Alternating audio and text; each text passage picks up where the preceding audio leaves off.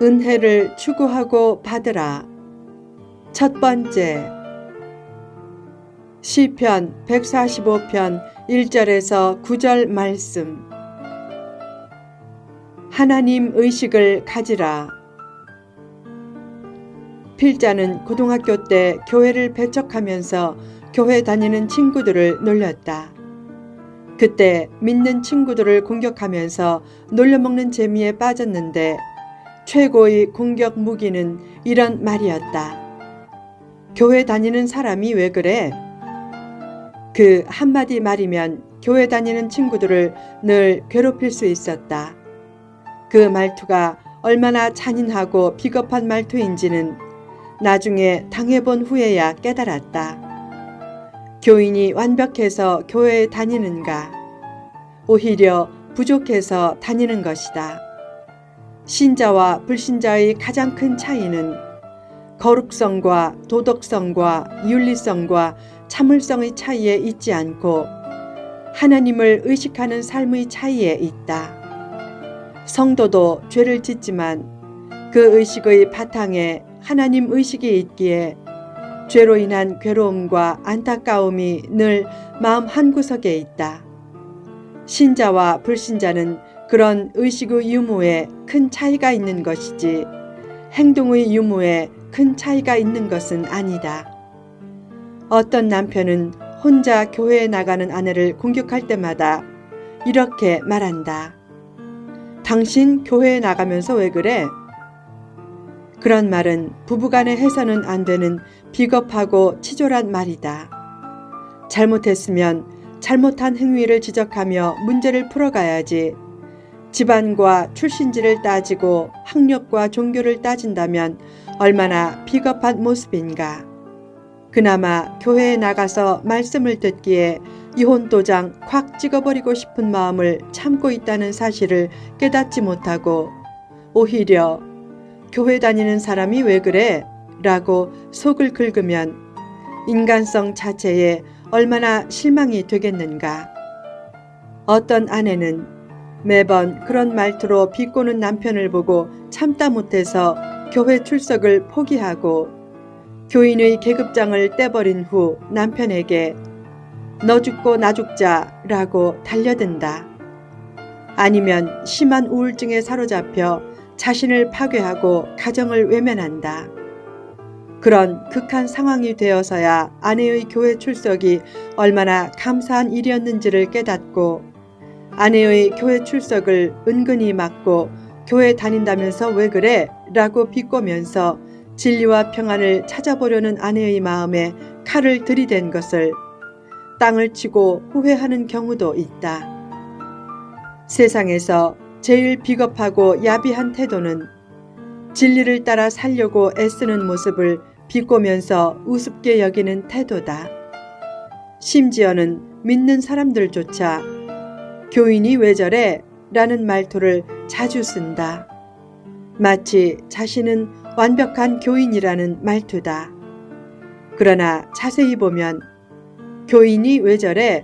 란 말을 잘하는 교인이 오히려 교회에 욕먹이는 행동을 더 할 때가 많다. 성도의 그런 어투는 자기 얼굴에 침뱉기와 같다. 정의감은 있지만 인생 경험이 적고 인간에 대한 이해가 적은 청년들도 교인이 왜 저래? 란 말을 많이 하는 편이다.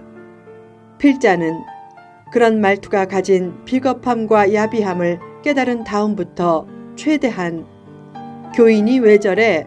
라는 식의 말을 하지 않고 그런 생각도 하지 않기로 굳게 결심했다. 가끔 교인이 실망스러운 모습을 보이면 본능적으로 그런 말이 입에서 나오려고 하지만 그래도 끝까지 참는 이유는 그런 말을 하지 않기로 굳게 결심했기 때문이다.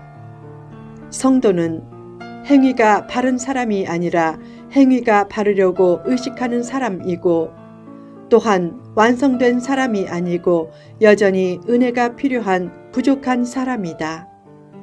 그런 이해도 없이 교회 다니는 친구들에게 교인이 왜 그래? 란 말의 칼을 너무 자주 휘둘렀던 옛 시절을 생각하면 정말 철이 없었다는 생각이 든다. 그러나 그런 몰지각한 필자에게도 하나님은 다시 품어주시고 목사까지 되게 하셨다. 그 은혜를 생각하면 늘 감사한 마음이 든다. 그런 은혜가 없었다면 유혹 많은 세상에서 필자는 예배자의 자리에 있지 못했을 것이다.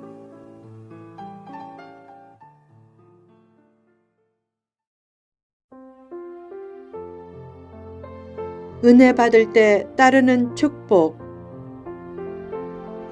고등학교 1학년 때 친구들과 청평에 가서 사진을 찍었다. 그 사진에 나온 필자의 모습을 보고 당시에 한 유명한 점쟁이가 이렇게 말했다. 이 학생은 얼마 못 살고 10년 이내에 죽을 상이다. 친구가 그 말을 조심스럽게 필자에게 전해주었는데 지금까지 살아있으니까 결국 엉터리 점이었다. 그러나 그 말을 들은 후 10년 동안은 그 엉터리 점이 늘 머리에 맴돌면서 두려움을 주었고 어떤 사고가 생길 때마다 그 점이 연상되었다. 엉터리 점도 사람의 영혼을 그렇게 두렵고 피곤하게 만든 것이다. 왜 점을 멀리해야 하는가? 영혼을 두렵고 피곤하게 만들기 때문이다.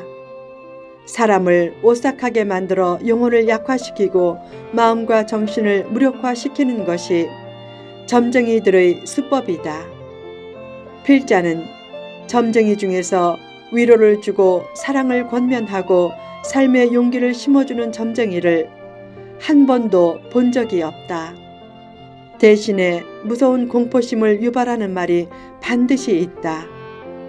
무속인들도 말과 행동과 얼굴 표정 등으로 공포심을 조장한다. 공포심을 이용해 마음을 무력화시키고 두려움을 심는 작업은 사탄이 가장 즐겨 사용하는 수법이다. 공포심을 조장하는 말에 결코 현혹되지 말고 흔들리지 말라. 누군가 당신 내 말을 안 들으면 10년 내에 죽어 3대가 줄초상 나 라고 해도 그런 말을 절대 받아들이지 말라. 받아들이면 그때부터 10년 속박의 삶이 시작된다. 그런 얘기는 들으려고 하지도 말고 들으려고 점치는 곳이나 집회에 가지도 말라.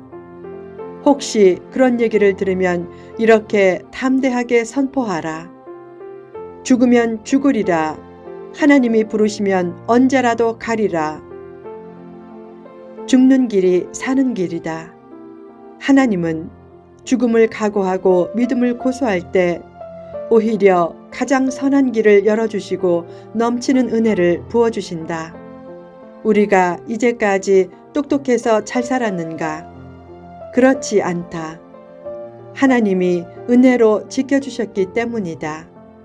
그 은혜가 앞으로도 계속되어 구원의 은혜를 주신 하나님이 생활의 은혜도 주실 것이다. 그처럼 하나님의 은혜가 넘치게 되면 어떤 축복이 따르는가? 1. 참된 행복을 찾는다. 다윗은 하나님을 높이고 날마다 영원히 하나님의 이름을 송축하겠다고 고백했다. 다윗이 극심한 시련 중에도 찬송을 잃지 않았던 것은 하나님의 넘치는 은혜 때문이었다. 은혜가 없으면 행복의 조건이 많아도 행복을 느끼지 못하지만 은혜가 넘치면 행복의 조건이 적어도 행복을 느낀다. 왜 사람이 불평하는가? 은혜가 없기 때문이다. 은혜가 있으면 불평은 사라지고 불행 중에도 행복을 보는 눈이 생긴다. 요새 많은 사람들이 행복을 추구하지만 정작 추구해야 할 것은 행복 이전의 은혜다. 필자는 미국 유학 중 어려운 상황에 처할 때가 많았다. 등록금이 없어서 등록 포기 직전에 몰릴 때도 있었고 결혼 전이라 이국 땅에서 고독감이 파도처럼 밀려올 때도 있었고 교회 전도사로 하루에 15시간에서 20시간 일하면서 심신이 지칠 때도 있었다. 그래도 은혜가 넘쳤기에 불평도 없었다. 불평하는 마음이 들 때는 대개 은혜가 식어질 때다. 하나님의 은혜는 어떤 시련도 이겨내게 한다. 행복은 멀리 있지 않다. 믿음 안에서 하나님의 은혜를 깨닫고 사는 것이 행복이다. 2. 쉽게 낙심하지 않는다. 다윗은 힘이 있고 일이 순조롭게 잘 풀릴 때는 큰 소리로 하나님의 위대하심을 찬양했지만 힘이 없고 일이 순조롭게 잘 풀리지 않을 때도 작은 소리로 하나님의 기이한 역사가 있을 것을 믿고 찬양했다. 그처럼 어떤 상황에서도 하나님의 은혜가 있을 것을 믿고 낙심하지 않았다. 낙심은 마귀가 제일 좋아하는 것이다. 성도가 제일 하지 말아야 할 일은 낙심하는 일이다. 그래서 은혜가 필요하다. 은혜가 넘치면 어떤 상황에서도 낙심하지 않는다. 오늘의 시련을 통해 창조적인 더 좋은 내일이 펼쳐짐을 믿기 때문이다. 후편에 계속됩니다.